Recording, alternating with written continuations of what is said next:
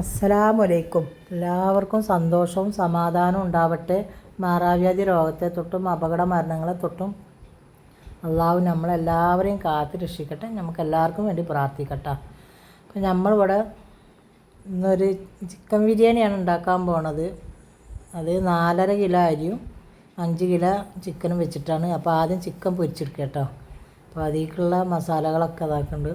അപ്പോൾ ചിക്കനൊക്കെ പൊരിച്ചെടുത്ത് കഴിഞ്ഞ് അതിൻ്റെ എണ്ണയ്ക്ക് തന്നെയാണ് നമ്മൾ ഉള്ളി വഴറ്റാട്ടിട്ടുള്ളത് കേട്ടോ. അപ്പോൾ നമ്മൾക്ക് ഇങ്ങനെ നമ്മളവിടെ താന്നൂർ ഡിവിഷനിലെ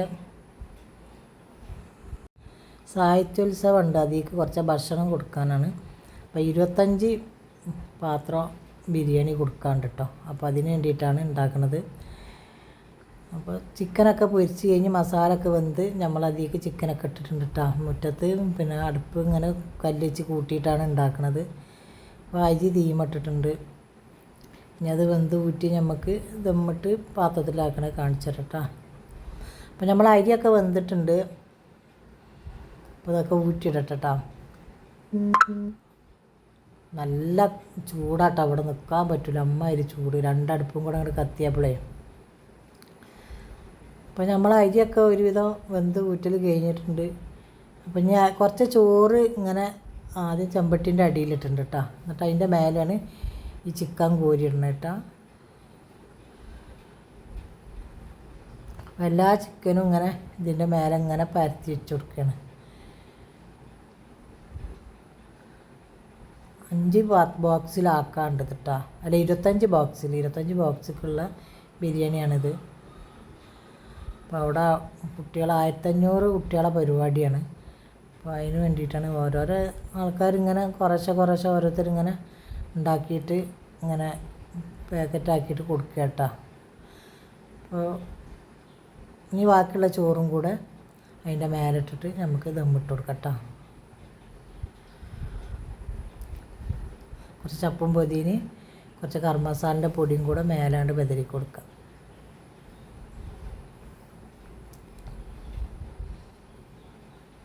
നമുക്ക് ബാക്കിയുള്ള ചോറ് അതിൻ്റെ മേലെ ഇട്ട് കൊടുക്കാം കേട്ടോ.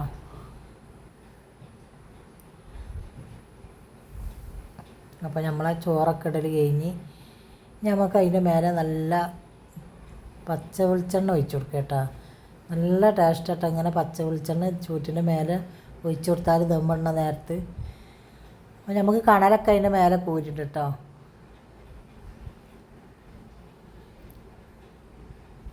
ചോറ് തിളപ്പിച്ച് ഊറ്റിയ ചെമ്പട്ടിയിൽ തന്നെയാണ് നമ്മൾ ചോറ് ദമ്മിടുന്നത്.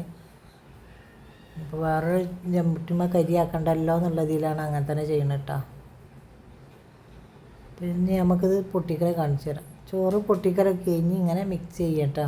അതിന് ചിക്കനൊക്കെ എടുത്ത് മാറ്റി വെക്കണം. ഓരോ ബോക്സിക്കുള്ള നമ്മളിങ്ങനെ വെക്കണ്ടേ. അപ്പോൾ അതുകൊണ്ടാണ്. അപ്പോൾ ചോറൊക്കെ നല്ല മിക്സ് ചെയ്ത് പിന്നെ ഇതിങ്ങനെ ഓരോ പീസ് ഇറച്ചികളും ഇങ്ങനെ വെച്ച് കൊടുക്കാം കേട്ടോ. 3 പീസ് 2 ഒക്കെ എന്ന് തോന്നുന്നു. അപ്പോൾ 3 പീസ് ഇങ്ങനെ വെക്കുന്നുണ്ട് ഇതിലേക്ക്. അങ്ങനെ ഓരോ ബോക്സും ഇങ്ങനെ റെഡിയാക്കി വെക്കുക കേട്ടോ. അങ്ങനെ നമ്മൾ 25 ബോക്സ് ഇവിടെ റെഡി ആയിട്ടുണ്ട്.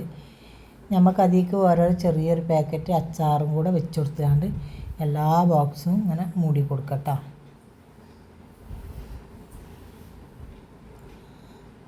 ഇനി അതാണ് നമ്മളത് എല്ലാം സെറ്റായിട്ടുണ്ട്. ഇനി വണ്ടിക്കാർ വന്നിട്ട് അവർ കൊണ്ടുപോകും.